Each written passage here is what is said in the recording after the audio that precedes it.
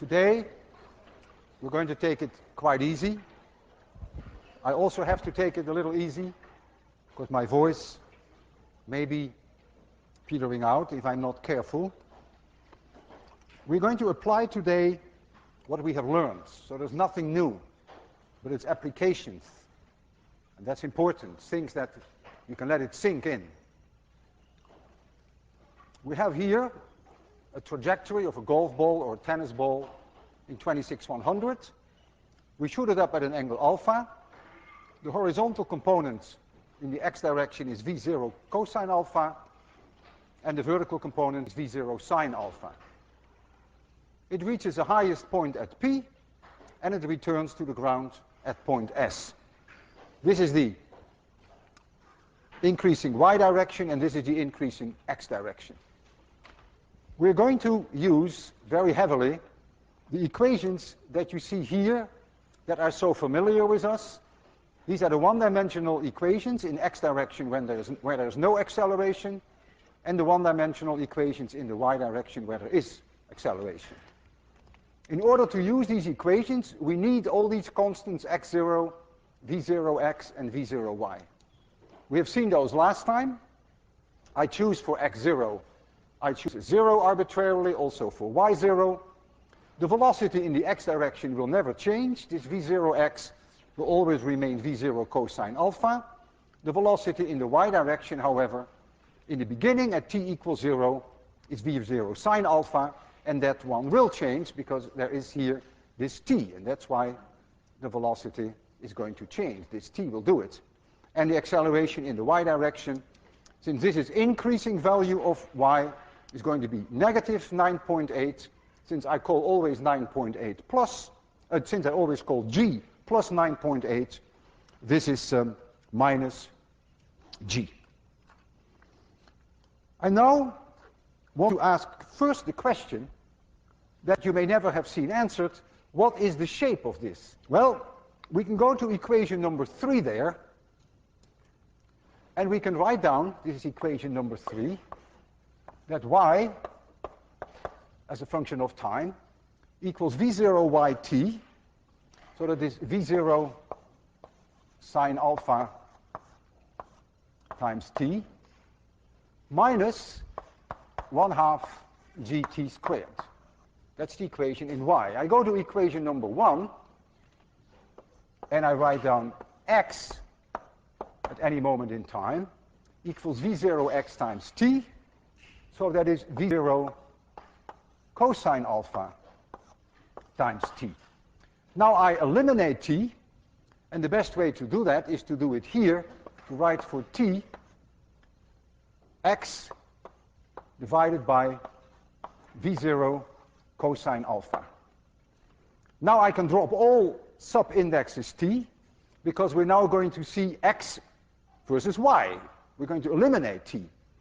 So this time here, I'm going to substitute in here and in there, and so I'm going to get y equals. There's a v0 here, and there's a v0 there. That cancels. There's a sine alpha here and a cosine alpha there. That makes it the tangent of alpha. And then I have here an x. Then I get minus 1/2 g times this squared, x squared divided by v0 cosine alpha squared. And now look very carefully. Y is a constant times x minus another constant times x squared. That is a parabola. It's a second order equation in x, and it's a parabola, and the parabola has this shape. So you see now, by eliminating the time, that we have here a parabola. Now I want to massage this quite a bit further today. I would like to know at what time the object here comes to a halt, to its highest point. It comes to a halt in the y direction, it comes to a highest point, and I want to know how high that is. Well, the best way to do is to go to equation 4 and to say to equation 4, when are you 0? Because that is the moment that the velocity in the y direction becomes 0. It must be at its highest point then. So in order to find for us the position of the highest point P, we first ask ourselves the question from equation number 4, when is the velocity in the y direction 0? And that then becomes v0y, which is v0 sine alpha minus gt, and out pops that t at point P is going to be v0 sine alpha divided by g. So that's the time that it takes for the object to reach the highest point. Where is it then? What is the highest point above the ground?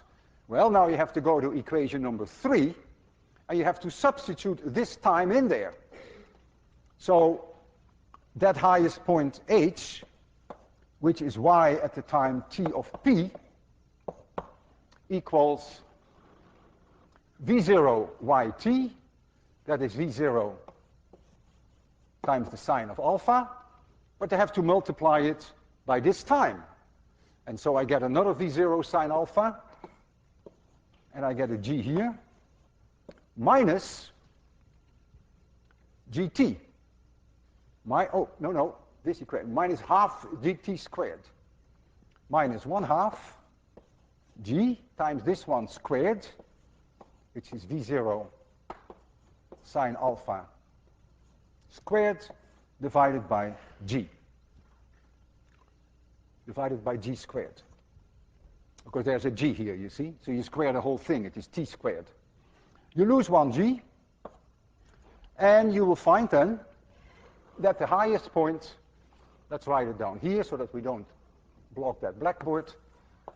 The highest point in the sky equals v0 sine alpha squared divided by 2g.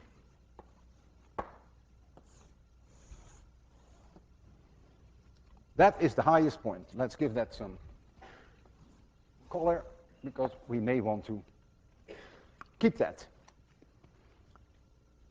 Is it reasonable that that point, that highest point in the sky, gets higher when v0 is higher? Of course. If I shoot it up at a higher speed, of course it will get higher. So it's completely intuitive that v0 is upstairs. If I increase the angle from a small angle to larger and larger and larger, is it reasonable that it will get higher? Of course. You all feel in your stomach that the highest possible value you can get is when you make alpha 90 degrees for a given velocity. That's the highest it will go in the sky. So clearly this is also very pleasing. If you did the experiment on the moon, with the same initial speed, it will go much higher. So you're also happy to see that this g here is downstairs. So that makes sense. At what time will the object be at point S? Now there are two ways that you can do that. You either go to this equation, number 3, and you ask equation number 3, when are you 0? I'll give you two answers. It will say I'm 0 here at this time, and I'm 0 at that time, and those are the two times that you want, and this is the one you pick. That's perfectly fine. I think there's a faster way to do it, and that's the following. This is a parabola, so it's completely symmetric about the vertical about P. So to climb up from O to P must take the same amount of time as to go down from P to S, and so I claim that the time to reach point S must be twice the time to reach point P, and therefore it's going to be 2v0 sine alpha divided by g. But now we want to look again whether the v0s and the sine alphas have the right place. Indeed, if I increased the speed, I would expect it to take longer before it reaches S. If I give it a larger speed, it will come out farther, and obviously the time will take longer. If I do it at a higher angle, it will also take longer. And if I do it on the moon, it will also take longer. So this makes sense. These equations are pleasing in terms of the way that V0 and sine alpha appear in the equations. But now comes an important point which I'm going to use throughout this lecture. I want to know what OS is. The distance OS. I shoot it up and it hits the floor again. What is that distance that it travels? Well, for that, I need equation number 1. It is V0x times the time. And V0x is V0 cosine alpha. So we get V0 cosine alpha times the time to hit it. That is 2V0 sine alpha. So I get a 2 here. I get a sine alpha. And I get a G here. And I have another V0 there. And so the answer is V0 squared times the sine of the double angle. Remember, 2 cosine alpha sine alpha is the sine of 2 alpha divided by G. And this is OS. And I'm going to need this a lot. This reminds me not to remove it. Now, I sort of wonder, and you should too, why is it that the highest point in the sky has a V0 squared, and why is the farthest point also, why does it also have a V0 squared? There must be a way that you can reason that. Why is it not just V0? Why is it V0 squared? Well, I'd let you argue about the highest points, and I'll give you a good reason for the distance, OS. Don't look at the equations. Just simply think for a change. Don't look at the equations. I double the speed. If I double the speed, then it's quite reasonable that the time that it takes for the object to reach the ground will double. But while the time that it flies has doubled, the horizontal velocity has also doubled.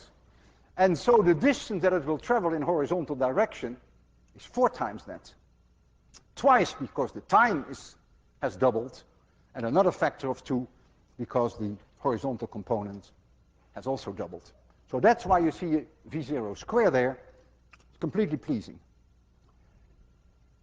This tells you immediately that if you want to throw a ball as far as possible, people who play baseball know that, you should do it at 45 degrees.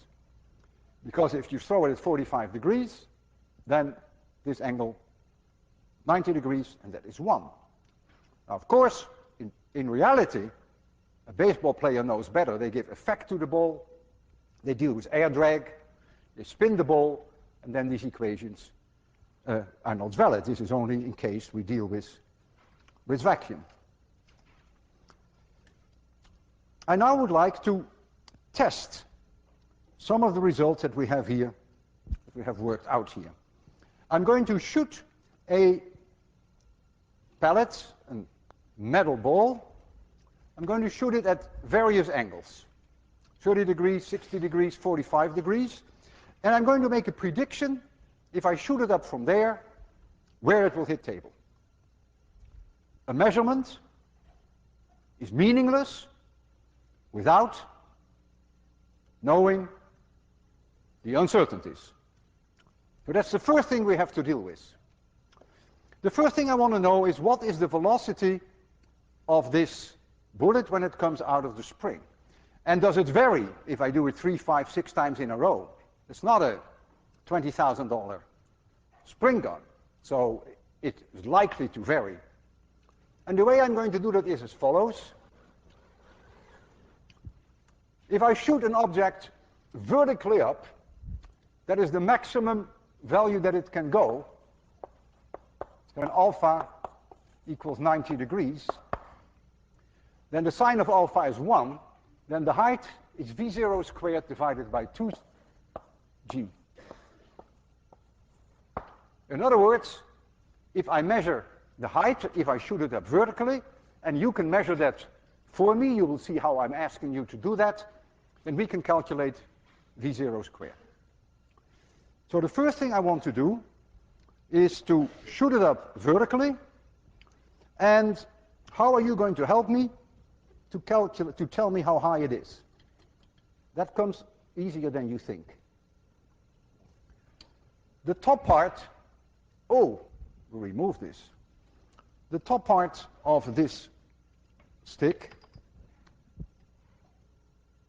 is 3 meters, the top mark. That very top mark is 3 meters. And all I want you to tell me whether it is yay much above or yay much below. And then we'll estimate that yay much, and then we'll make a guess. And I'll do it twice. So if you're ready, make sure that you can distinguish between above and below. Makes a big difference. Yeah? Okay? 3, 2, 1, 0. Okay, was it higher or lower? How much? This much? Do we agree?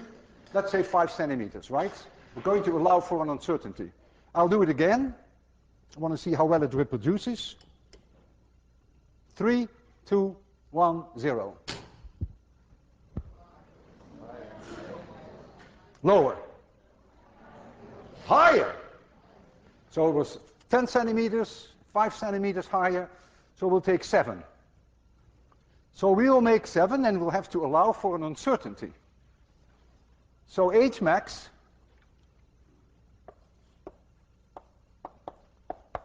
is about 3.07. I have done this morning 20 times.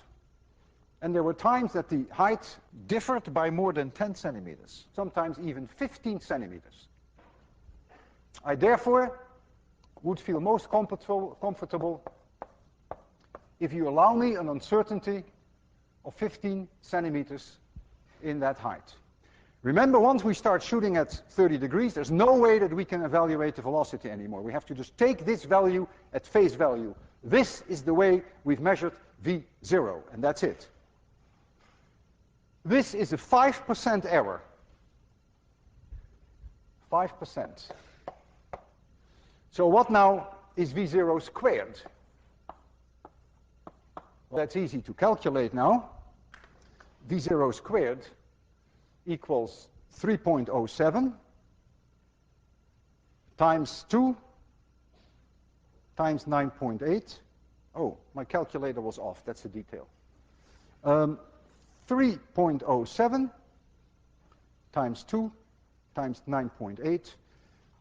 That is 60.17. I'd like you to check that. 60.17 plus an error of 5%. That is an error of 3.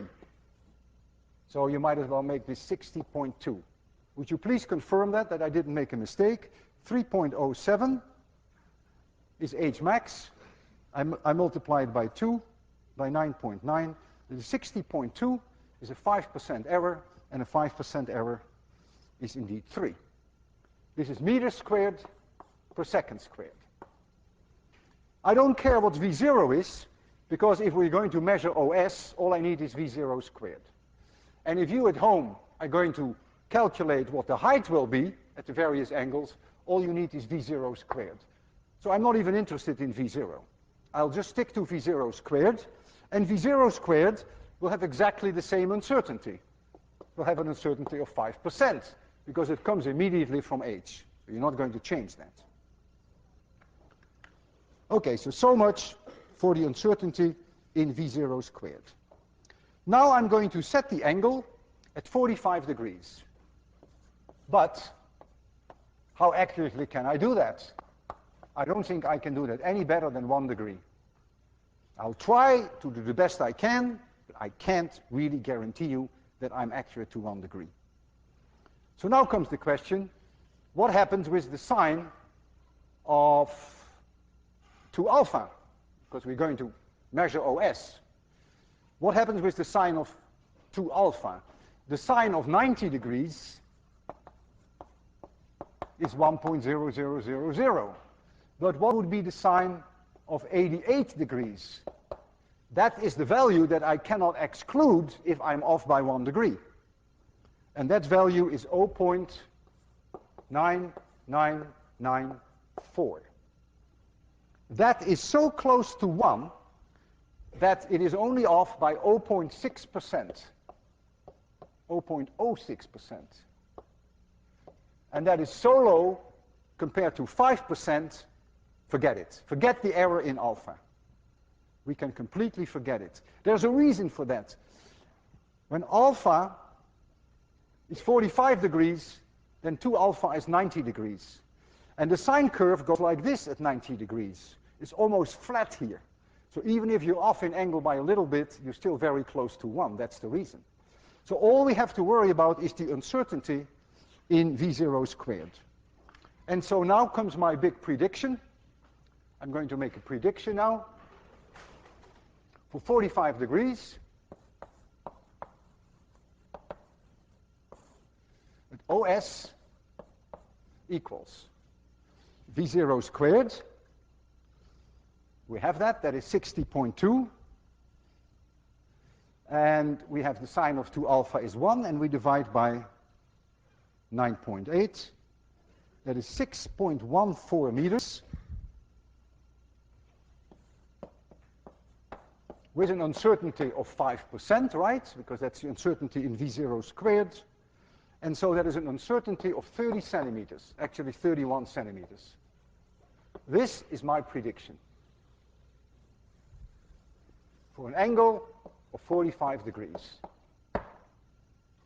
This will only hold if there is no air drag, or if the air drag is negligible. And of course, equally important, that spring gun, when the ball comes out, that the velocity square is indeed within the range that we have assumed, and that it doesn't have bad days and good days. There's no way I can check that anymore. All right? So we're going to mark the point 614. This is 1 meter, 2 meter, 3 meter, 4 meter, 5 meter, 6 meter, 6.14.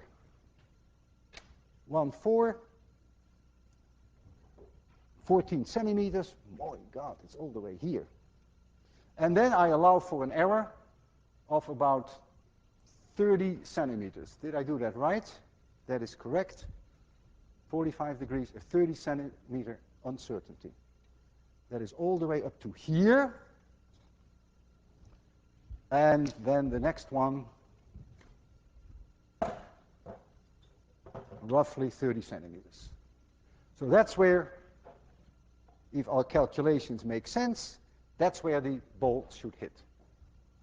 Now, I would like you to come here, if you don't mind, and stand here. And the moment that that ball hits, point your finger at it. Don't do it before I shoot, but just after I shoot. And then we'll hope for the best. Yeah? Okay. You're not nervous, right? What happened with that ball that I had? Did I put it in my pocket? Oh, it's here. Thank you. So I'm going to set it now to the best I can at 45 degrees.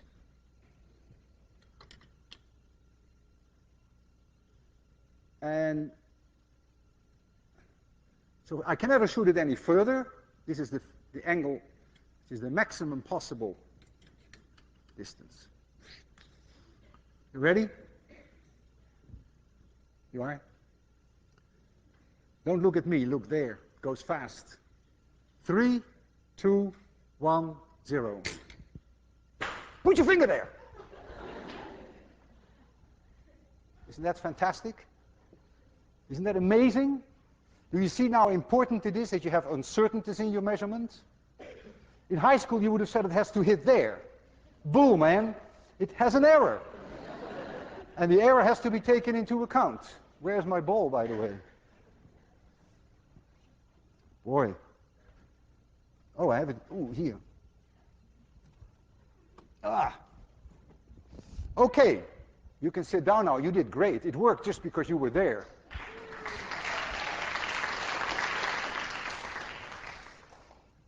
So now, I wonder what happens if I fire the ball at 30 degrees. Well, if I do it at 30 degrees, then my V0 square is the same. I don't have to worry about that, I hope. However, I cannot be certain about the angle to better than 1 degree. So you will say, well, come on now. Don't be decadent. I mean, here we had an error of only 0.06% because of this 1 degree, possible 1 degree offset. Let's just ignore this error too. That is risky. That is risky now. Because the sine of 60 degrees, that's what you deal with. The sine of 60 degrees, I think, is 0.866. That's right. But the sine of 58 degrees, which is possible if I'm 1 degree under, is 0.848. And that is substantially lower. And therefore, I must allow for an uncertainty in the sign of the angle by roughly, maybe something like 17 or 18 units. 0.0, what is this difference? 0.018. If you want to check what the sine of 62 degrees is, you will see that that is about this much higher than this. So we must allow for this error. And that is an error which is by no means negligible anymore. There's no point here. That is an error which is 18 divided by 866. That is a 2% error. So now we're dealing all of a sudden with a 2% error in the sine of 2 alpha, even though there's only a 1 degree uncertainty in the angle. And the reason is that a sine curve is like so. So a small angle change here makes no difference, but a small angle change here makes a lot of difference. And that's the reason. And you can see that it is the slope of the sine curve that gives you a much larger error if you are off by a teeny-weeny little bit. So now we're ready to make a prediction. So here comes the prediction. OS, now for 30 degrees. So I have to go through V0 squared, I have that, 60.2. And then I have to multiply by the sine of 2 alpha. That is the sine of 60. Multiply. And then I think I have to divide by g, that is right, 9.8. And I find 5.31 plus or minus. Now, 2% error in the sine of 2 alpha, 5% error in V0 squared. That gives me, I can't help it, a 7% error. So I have a 7% uncertainty multiplied by 0.07. So I cannot trust this any better than 37 centimeters. And so now I'm going to put the markers out at 5 meters and 31 centimeters. This is the 5 meter mark, 31 centimeters. And I allow for 37 centimeters on either side. It's here, and 37 centimeters on this side, that is here. I'm going to set the angle at 30 degrees.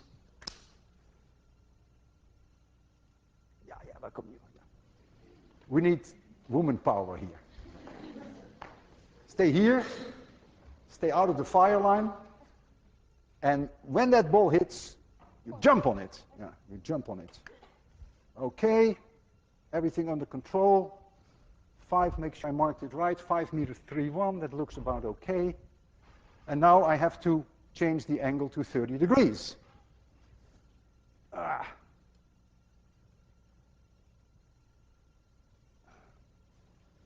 Okay, it's as close as I can do it. Okay, you ready? You are? 3, 2, 1. Ah! Hit the jackpot!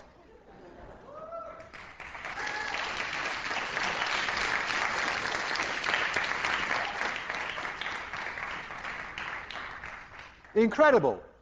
What you can argue now, and successfully, you could say perhaps you have been a little bit too conservative on your errors, and I admit that. But believe me, when I did this morning this 5-6 times, that the error in V0 was quite substantial. The height differences were sometimes 15 centimeters, and so I had no choice. But it looked like we were a bit on the conservative side. Suppose now I repeated this experiment at 60 degrees. What will change?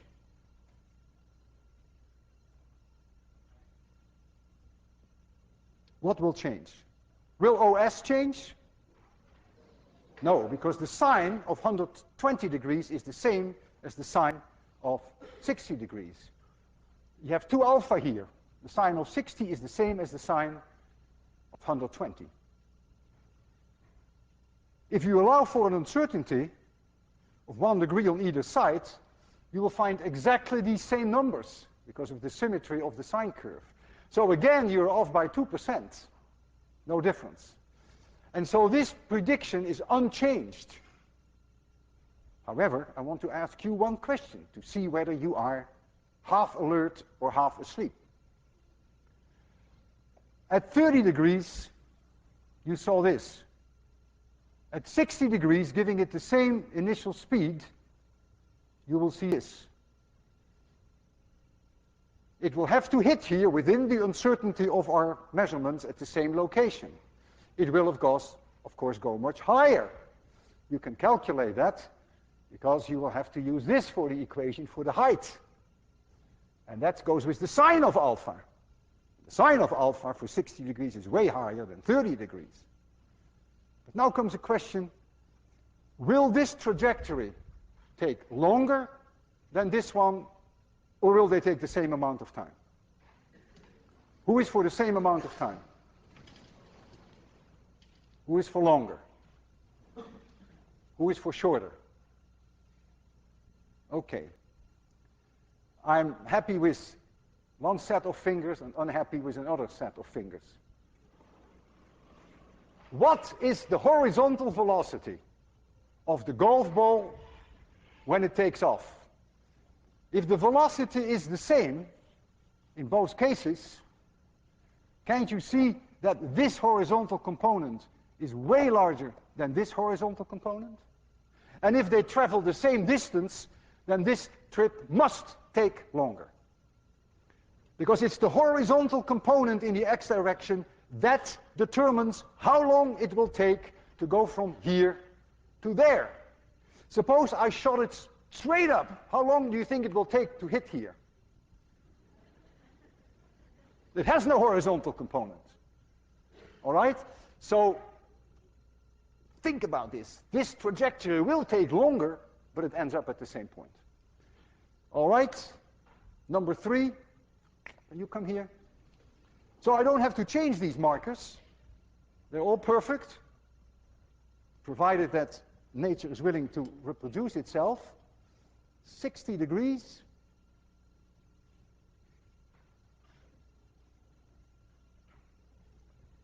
So we'll go way higher, but if all goes well, it should hit within the same marks. Ready? 3, 2, 1, 0. Here, man. Yeah, here, right? Thank you very much. Wonderful. Look. Maybe my uncertainties were not so dumb. We were just lucky here with the jackpot.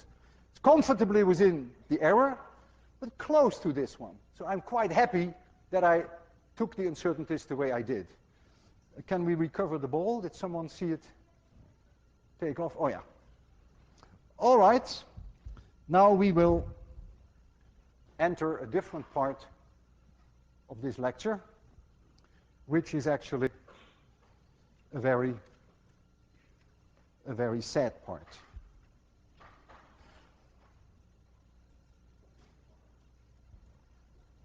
You know that people in Africa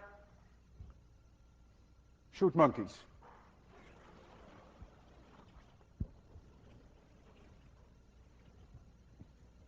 There is a monkey here in a tree.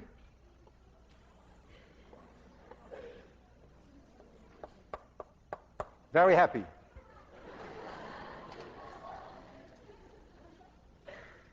And here is a hunter who never took 801,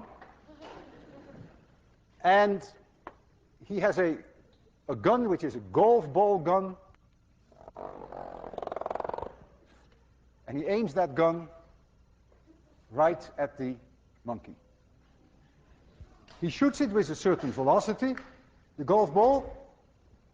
Let this be the speed, v0. So the horizontal component, you're going to see that again and again, v0 cosine alpha, and the vertical component equals v0 sine alpha. Let this be my increasing value of y, and this be my increasing value of x. This golf ball, this golf gun, is really not first class, thank goodness. And so, when the hunter shoots this golf ball, this happens. And it ends up here at point P. Lucky monkey, so far. Now, it is very tragic, but true, that when the monkey sees the flash of the gun, it lets go.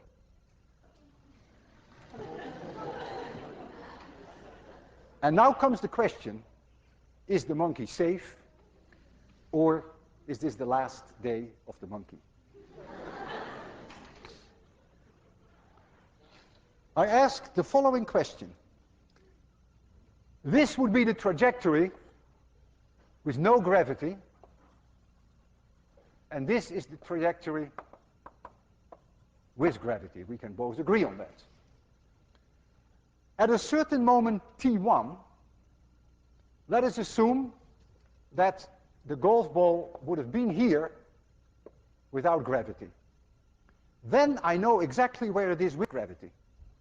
It must be exactly here, because the x position, xt1, is the same because the horizontal velocity is the same. That's independent of whether there is gravity or not. There is no acceleration in the x direction. And so, they are both exactly at the same x position. What is this difference? Well, that is the difference between the equation with gravity and without gravity. And y, as a function of time, you can look at equation number 3 there, if you can still see it, equals v0y, which is v0 sine alpha,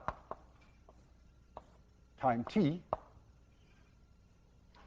minus 1/2 gt squared. Well, if there is no gravity, this term doesn't exist. So that's this straight line. With gravity, it's the same thing, but you have to subtract this. Therefore, this distance is 1/2 gt1 square. That is this distance, because this curve is lower by this amount. Now comes the time that the golf ball hits point P, when its position is xt2, and the time here is t2. That means if there had been no gravity, the golf ball would have been there. They must have the same position in x at this catastrophic moment. So what now is the distance between the monkey and the golf ball, the distance between the two trajectories, one trajectory no gravity, the other with gravity. This distance equals 1/2 gt2 squared for that same reason. And we all know that if the monkey at time t equals 0 let go, that in t2 seconds it will have fallen exactly over a distance 1/2 gt2 squared. Exactly. This couldn't be more tragic. And he will be killed. You may say, well, yeah, but you have manipulated the speed of that gun just so nicely. Oh no. Oh no. I can shoot that with a higher speed at the same angle alpha, and the trajectory would be this, and the monkey would be killed there. I can do it with a lower speed, and the monkey would be killed here. It's independent of the speed of the bullet. Because always this part here is always exactly the distance that the monkey falls in that time. However, if the speed is very low, that it hits the ground before the monkey hits the ground, well, okay, then the monkey is safe. So the only thing that is very, very critical is alpha. It must be precisely aimed at the monkey. If that's not the case, then the monkey will be safe. Now, before we will witness this classic and rather tragic drama, I want to look at this from a somewhat different point of view, namely from the point of view of the monkey.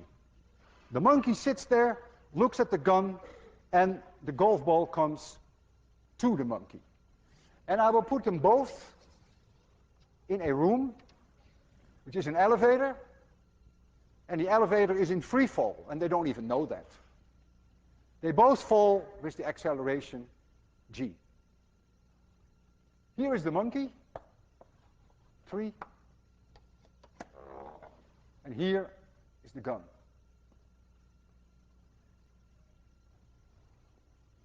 The velocity of that bullet is v0. And so the monkey will see that bullet come straight at him. There's no such thing as an arc. They both fall in this falling elevator, and so the bullet comes. The monkey happens to be a very intelligent monkey.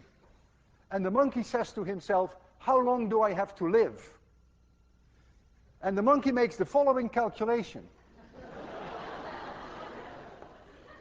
If this distance is d, and this is h, then the monkey says, aha, this is the square root of d squared plus h squared. So from the monkey point of view, the time for the kill will be the square root of d squared plus h squared divided by v0. That's how many seconds he has to live. But you people are also quite smart. And you look at this diagram, and you said, no, no way. If this distance is d, then the speed to reach this point is v0 cosine alpha. In other words, the time that it takes for this object to reach this value of x, so for 26,100 MIT students, t-kill equals d divided by v0 cosine alpha. But what is the cosine of alpha? That is d divided by the square root of d squared plus h squared. So I can replace this cosine alpha by d divided by the square root. So I can replace this cosine alpha by d divided by the square root.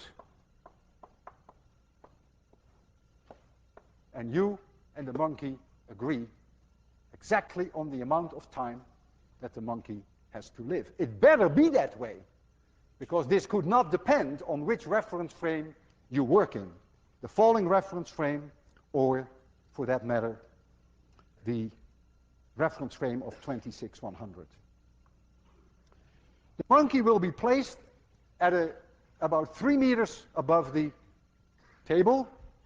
We all know that it takes about 0.8 seconds. We have done many experiments at 3 meters. It takes about 0.8 seconds. So the whole thing will go very fast. We were going to put the monkey up there. I want you to first see the trajectory of that golf ball before we bring the monkey in. I mean, it is already so painful for this monkey. You don't want him to pre-experience what's going to happen. So we will do this in the absence of the monkey, and I will let you see what roughly the trajectory of that bullet will be. 3, 2, 1, 0. So it will hit somewhere here. That's that point P. So when you're going to see the drama in action, this is where the monkey will reach when the two hit each other. Now, you can imagine that this is a very painful day for the monkey, and I'm going to get the monkey. He's behind here, and I hope that you would pay some respect to Robert. His name is Robert, and it may take me a minute.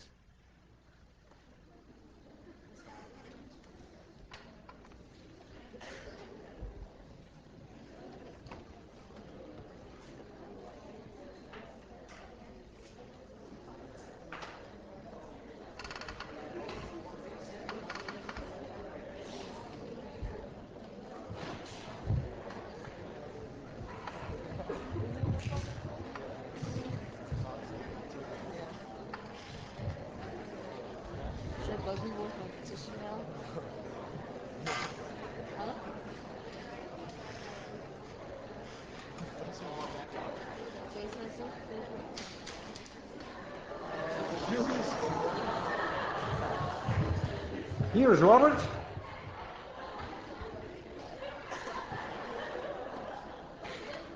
I thought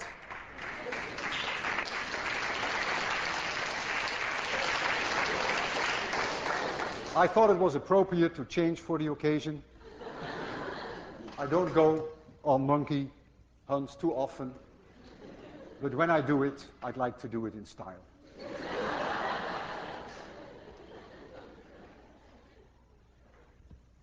Here is Robert, and we're going to put Robert up here. Robert has in his head a metal plate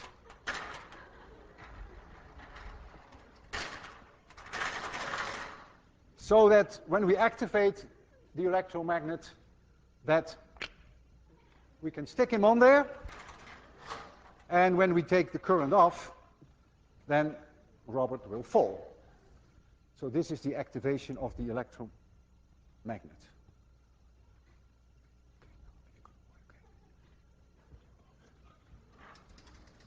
So here we go.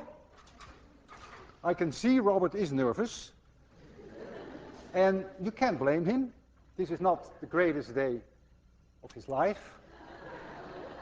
Oh, by the way, I want you to know, I mean, we are not cruel here. He's wearing a bulletproof vest.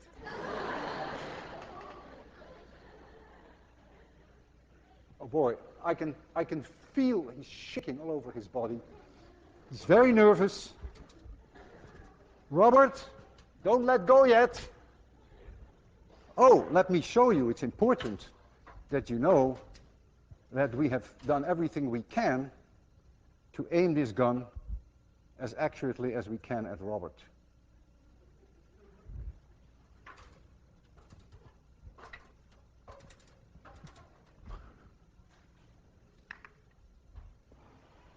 Robert, don't let go yet. We got to first cock the gun. Hold it now. Hold it, Robert. This happens always with Robert.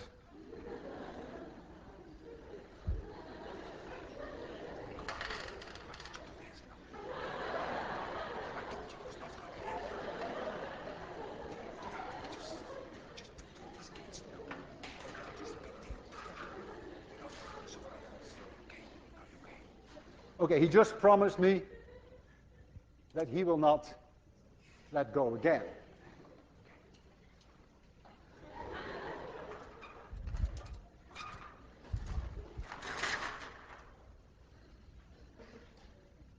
When I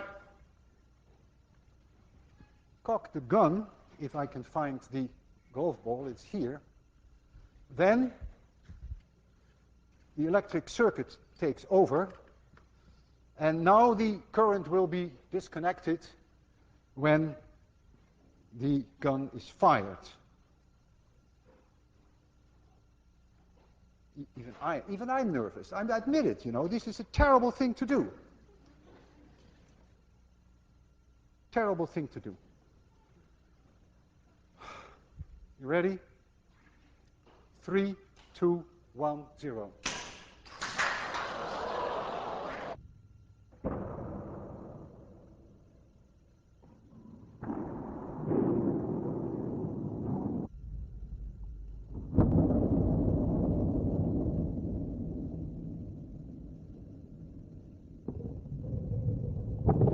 Poor monkey.